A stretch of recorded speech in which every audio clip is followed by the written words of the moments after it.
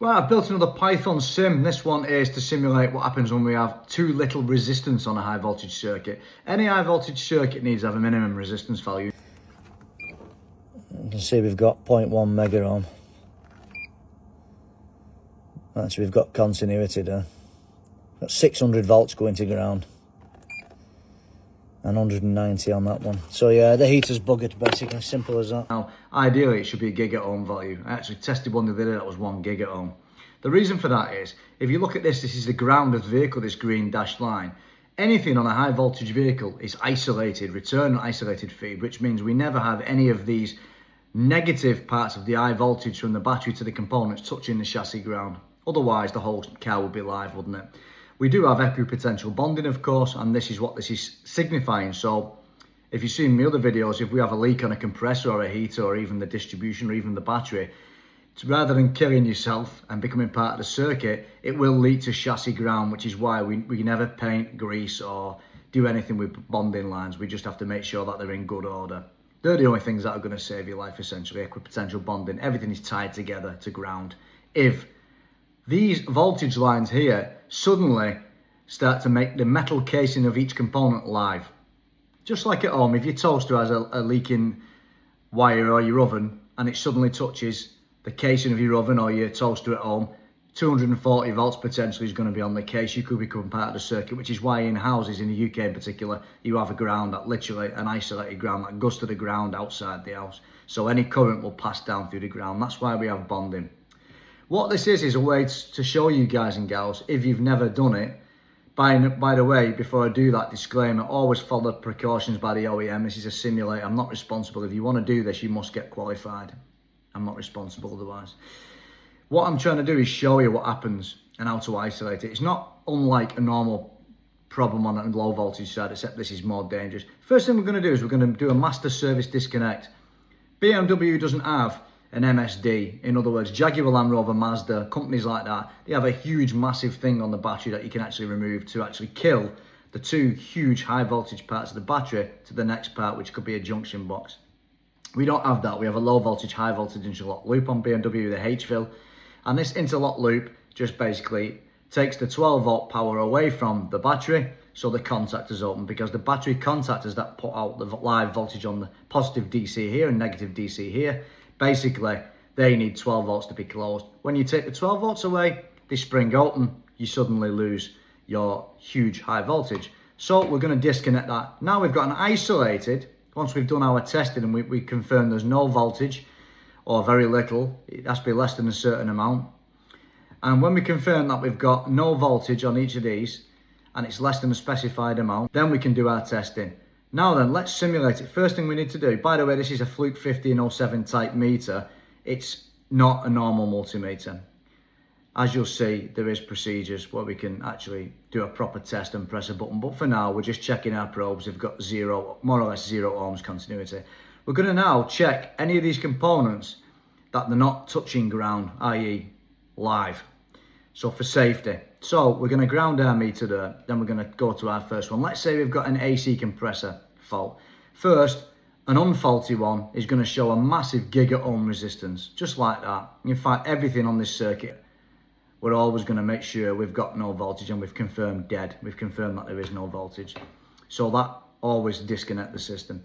Now then, let's introduce a fault. Let's have an AC compressor. Now, I've had a lot of these go faulty, moisture in the PAG oil, and suddenly it goes to the casing, or the POE oil. Suddenly the casing's live.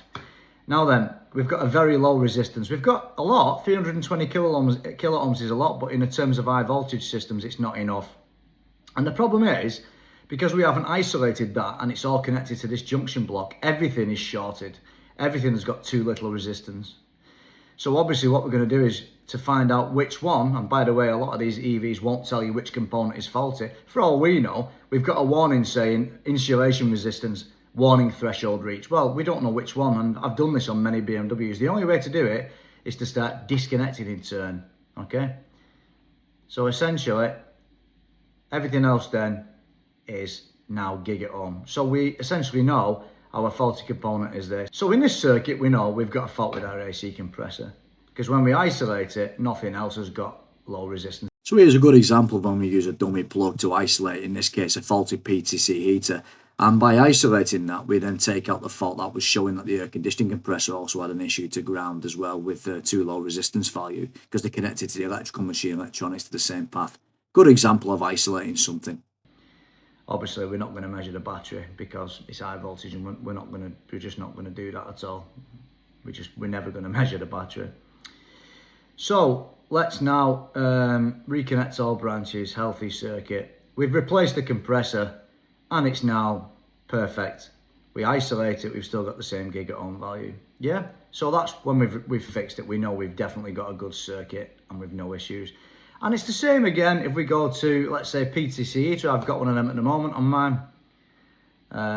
We've got a 4 megaohm and 8. So it can be different depending on positive and negative, depending on the state of the heater inside. Again, everything has got a continuity to the casing. Everything is too low resistance. Megaohm, you might think 8 megaohm, it's a lot, but in electric vehicles, it's not enough. It's nowhere near enough. It's too low resistance. It's too dangerous.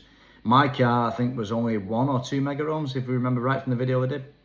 So, same old story. We're going to isolate it. We've now got a PTC heater on the bench. We're testing it.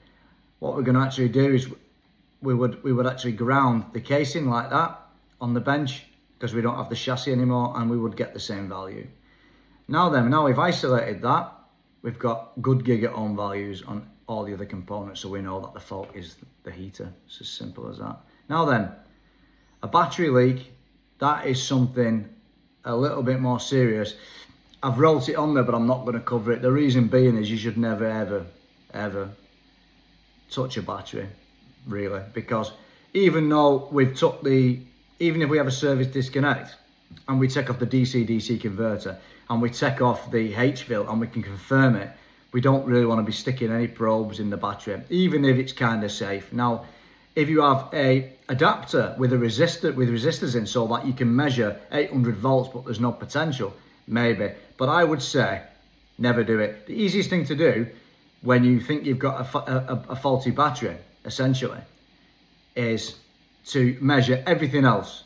And if you get a gigaohm value on everything else, and you've got a service disconnect, and the last point in the chain is here, but everything else is okay, and you've took the battery cable off, essentially, as well as the service disconnect, then it can only be the battery. But you're not going to measure that, because something could happen and it's dangerous.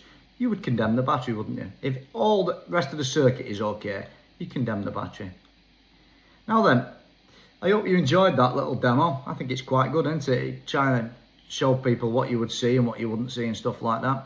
One last thing, of course, if we have got a battery leak,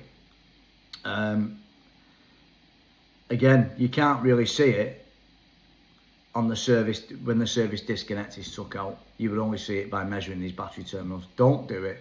Don't ever measure high voltage battery terminals. Just don't. Even if you know the H-fill is tripped, even if you know there's no voltage coming out, you don't know unless you measure it. There could be a residual capacitance, there could be a residual voltage. Never ever measure a high voltage battery. Like I said, check everything in the circuit. When you've confirmed everything's okay from that point back, it can only be the battery, then you would submit a technical assistance case. It's a special case, it's dangerous. And you'll probably push the vehicle outside and you'll probably quarantine the vehicle. That's what we have to do with these. We'd have to quarantine it.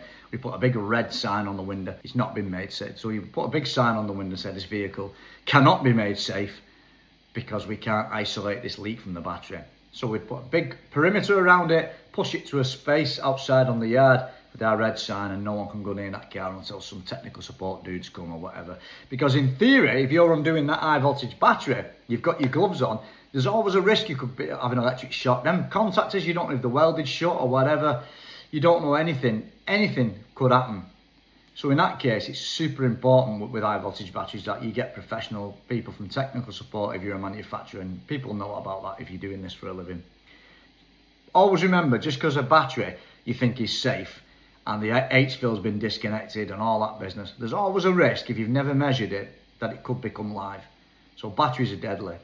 High voltage batteries, you have to know what you're doing. Even if you're gloved up and you're masked up, always assume the worst. I hope you like that. Quite a nice demo, isn't it? Don't forget to subscribe, please. Let's keep growing. And anything else you need, let me know and I'll try and make some more demos.